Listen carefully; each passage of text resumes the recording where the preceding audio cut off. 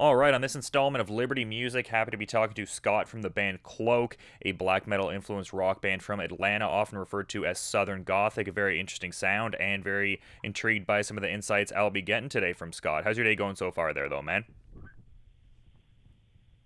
Sorry, say that again. I was just wondering how your day was going so far there, man.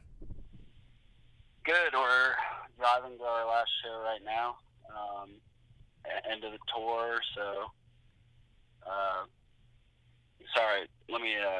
Let's start this over. It's kind of loud in here.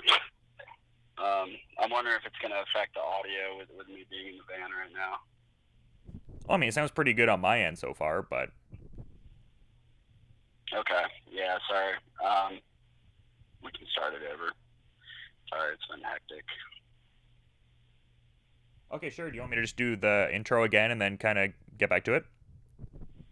Yeah. Yeah. Go ahead. All right, on this installment of Liberty Music, happy to be talking to Scott from the band Cloak, a black metal influenced rock band out of Atlanta, often referred to as Southern Gothic. A very eclectic, interesting sound, and excited to be talking to Scott today. How's your day going so far there, Scott? It's going all right. We're just going to our last show on the tour right now. It's down in Chattanooga on our way back home, and we did, I think, 17 or 15, something like that, dates with chemists, and it was great. Every show was packed out. Really good audience response, so, couldn't ask for a better tour. Yeah, it seems like the reception to the tour has been very strong. North American Desolation Tour, and you went through Velvet Underground in my neck of the woods in Toronto. How was the gig over there at Velvet Underground?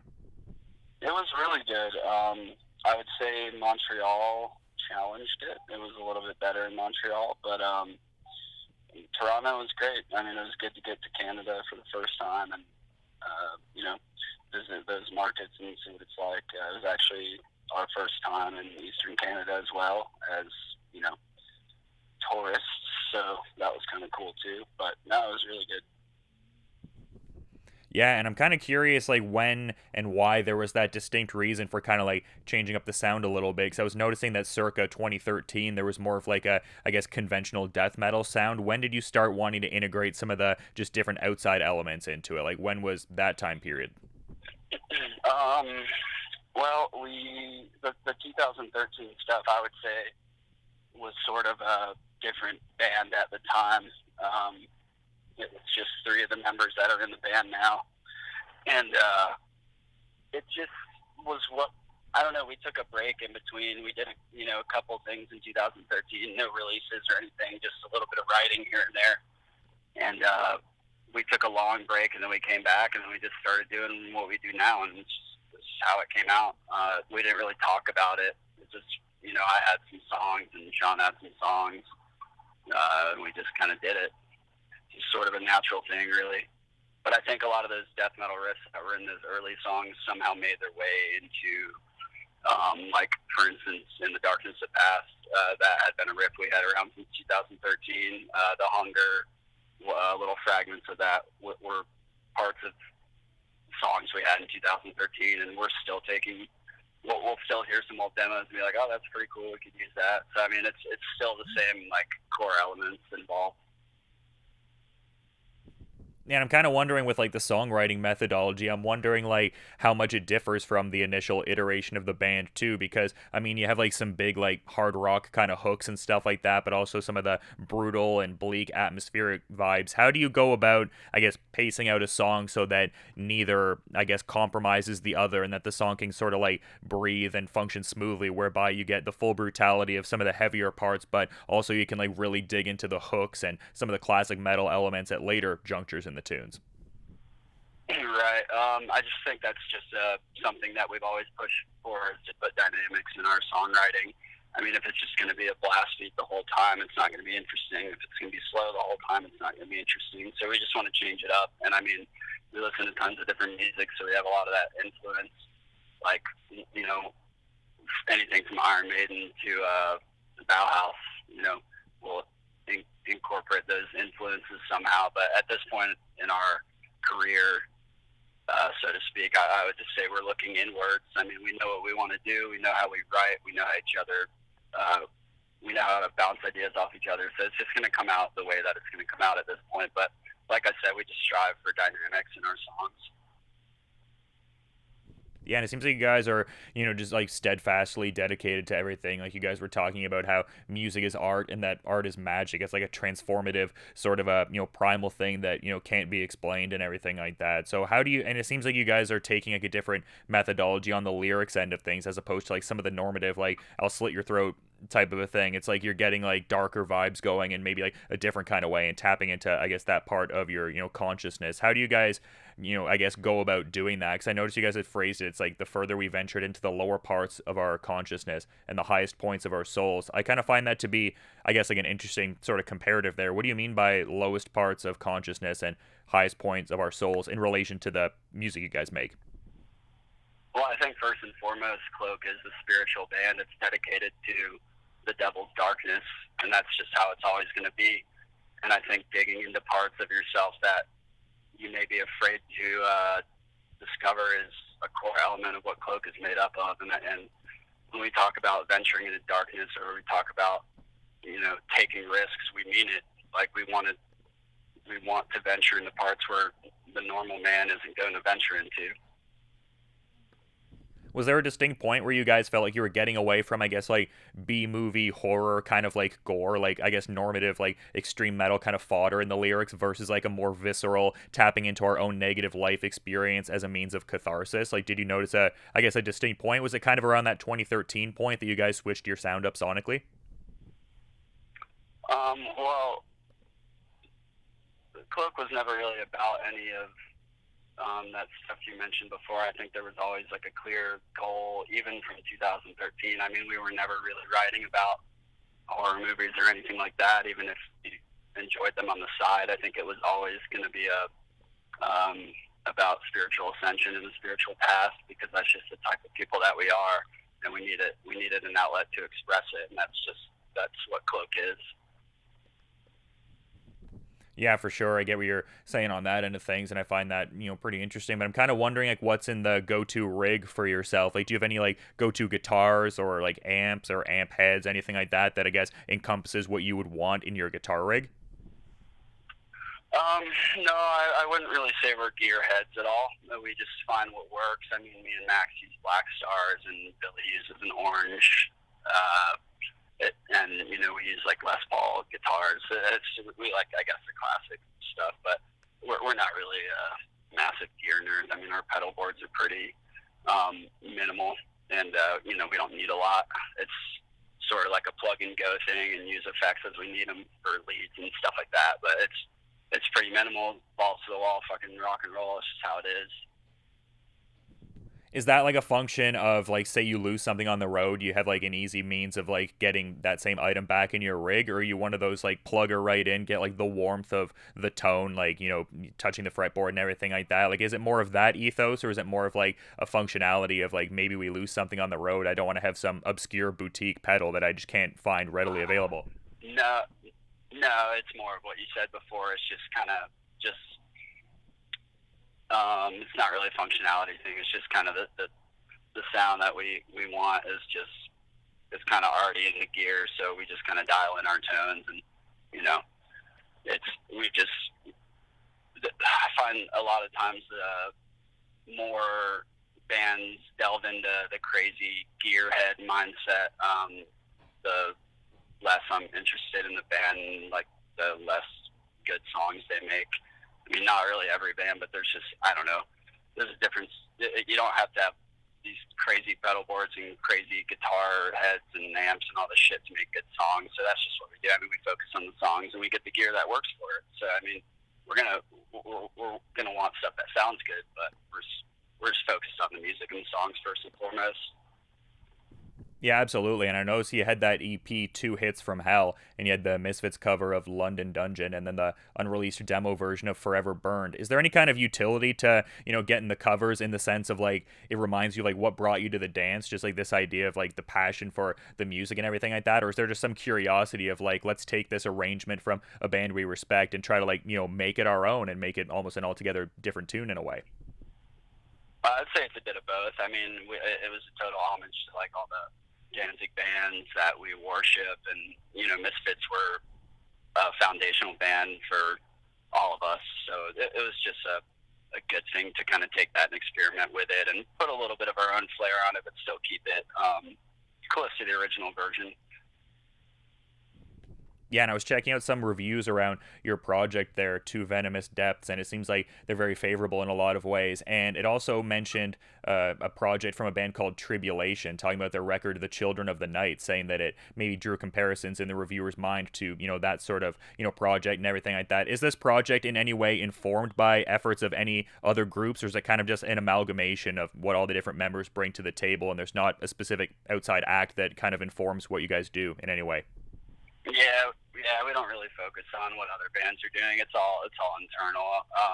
Reviewers are going to compare you to whatever they're going to compare you to, and I mean that shit's never going to end. So it's getting kind of old. I think it's sort of a lazy reviewer thing to do, is to say this band sounds like this band and that band and this. It's like, why don't you just listen to the record and figure out what that sounds like? People are going to compare shit. That's fine, but I mean, I think Cloak brings something new to the table. I mean, we want to inject the rock and roll spirit back into metal because I think it's something that's missing, and that's a huge goal of ours, and that was kind of always the goal, music wise at least. That's interesting. How would you like to go about imparting that rock and roll spirit and like reviving that in heavy metal? Like, I guess how would you endeavor to do that? Well, I think if you come to our live show, you'd be able to see it, and I think listening to our records, you'll be able to hear it. It's just that's the only way I can describe it. I mean, it's something you.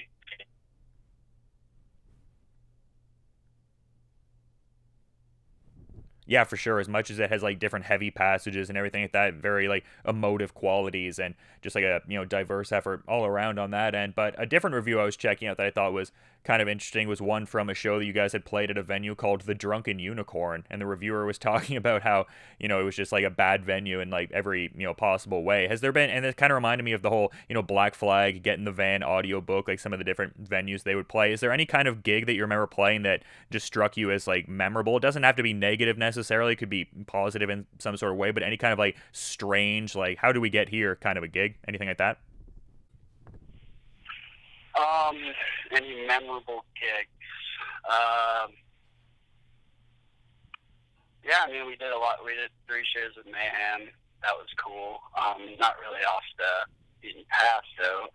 We played with a lot of different bands. I can't really bring each one to mind right now, but I think Cloak is a band that can sort of mesh with a lot of different bands and still work. Like we did a tour with Uada earlier this year, and then we just did a tour with Chemist. So it's like a super extreme black metal band, and then a more melodic doom band, and it worked either way. So I think that's sort of the strong suit of Cloak, is that we can mesh with those different styles. I mean, we could do a doom tour, we could do a black metal tour, a rock and roll tour, a goth tour, and I think it would all work.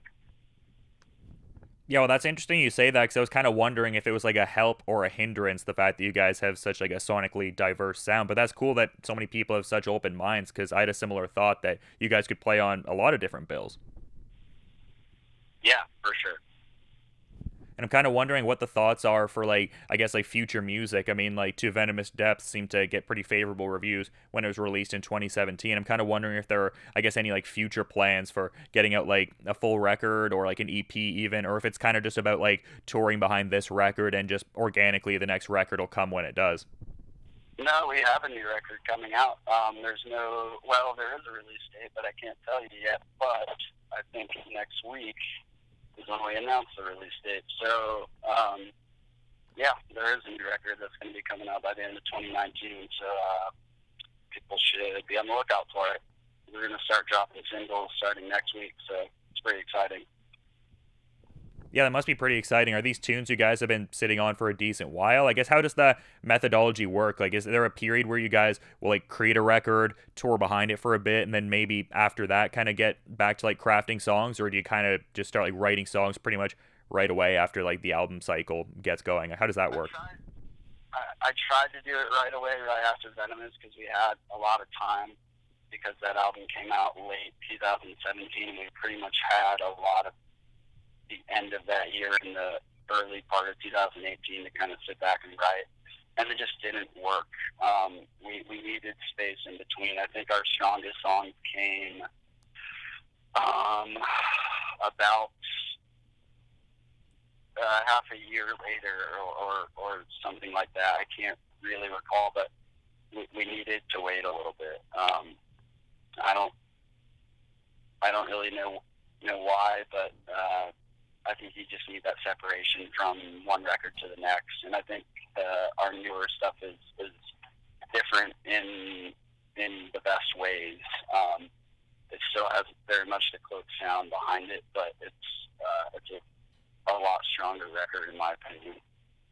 And like I said, I just think you need that separation in between where you are when you write one piece of work that sucked up 2 years of your life to where the next piece of work that's going to suck up 2 or 3 years of your life. You need a little bit of breather in between, and now we're going to be touring more, so we're going to be touring on the next record a lot more. So it's going to be, I've been thinking about it a lot. It's going to be interesting to see when and how we'll write the third record. Yeah, absolutely. I mean, good to have that foresight. But earlier on a little bit, you were mentioning like playing with Mayhem and certain cool seminal moments for the band like that. I also noticed you guys played a show in St. Vitus in Brooklyn there, like a very well-regarded metal venue. I guess on that end of things, are there any kind of like venues you guys have played that struck you as like pretty memorable, or you had a sense of like, oh wow, this is like pretty significant for us to be performing at this venue? Not necessarily. I think every place that we play, we're going to treat the same, just because what we're focused on is not so much the venue, it's more the performance of the Cloak show in and of itself. It's a magical experience for us personally, so I think we're just focused on that. Of course, some venues are a little better than others to play, sound-wise and all that shit, and like room capacity and stuff. I mean, we played some pretty big venues here and there, and then some pretty small ones here and there, and everything in between. So it's all tough. It's all the same. It doesn't really matter about the venue. It's more so the how well we perform and what we need to do that night. Yeah, for sure. And it seems like you have pretty like diverse musical tastes as per like what I would get out of the Cloak sound. I'm kind of wondering like early on in your, I guess, formative years as a musician, were there any kind of like communal spaces early on, like a go-to venue in town or like a hot record store? Like, was there any spaces like that? For us personally, you mean? Yeah, just sort of like your personal journey as a musician. Yeah, I mean, there's tons of little memorable spots here and there. I mean, as speaking for Cloak, I mean, our first show was at the Earl, which is a pretty prominent venue in Atlanta. And I remember a bunch of people came out for our first show, and I think that was the moment where like, wow, like we could make something of this. People really are responding to it. And I mean, we would have done it either way because it's a personal thing for us, but it was cool to have that, and to see the response. And the band grew rather quickly locally, so that was a good head start for sure. Record stores, not so much in Atlanta, nothing like that. But I mean, I can recall a lot of spots as a I guess young teenager going to stores and getting my first albums and stuff like that. So you always have those little memories here and there. But yeah, from the Cloak point of view, though, yeah, I mean, there's definitely those venues in town that are quite memorable for us. Yeah, and how much thought goes into like the presentation outside of like just you guys organically jiving together as you play? Because I've seen certain accounts of the live show and just photos from the live show in general and stuff like that, and it seems like you guys genuinely put that effort in there. Like you've got like the backdrop and some like smoke machines going on, like just adds a certain amount of ambiance. How much thought goes into that, and how important is that for like fully getting across the sound and for all the moods in the music resonating fully with the audience? Right, yeah, it's extremely important. It's just as important as writing a good song. I think we put the same amount of effort into the live show and the live appearance as we put into making an album, and we put in the same amount of effort into making a t-shirt design as we do making a music video. So you see what I'm saying? I mean, we put the same, like nothing is half-assed. Everything has to be 110%. Even down to, like you said, the live show, the live appearance.